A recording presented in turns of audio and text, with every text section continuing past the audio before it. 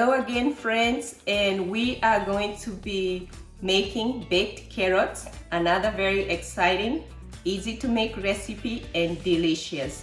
Okay, so what I have here is some carrots, some paprika, black pepper, and some thyme, some salt, and some garlic. So we'll begin by chopping the carrots. First of all, we'll peel them and then chop them into a 1/4 inch, and then we'll mix them and put them in the oven. So the first thing we want to do is peel the carrots, and I will give you a trick. To take the least meat off the carrot, you want to start with the narrow end going down. So we're going to dice this carrot into 1/8 inch width so that they can bake easily in the oven.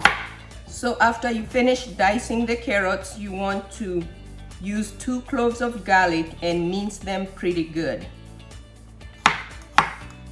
All right, so after you have your garlic minced, your carrots diced, you want to put everything in a mixing bowl.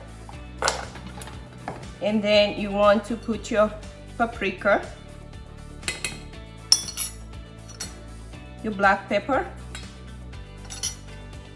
your thyme, and a pinch of salt. And like I always say, be careful with the salt. And then you want to put some olive oil,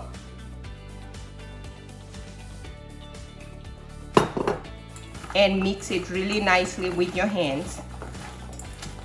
So after you have everything mixed very well in the bowl, you want to take a baking sheet and spread your carrots and get them ready to go into the oven, which needs to be at 450 degrees, and you need to put them in for about between 15 and 20 minutes.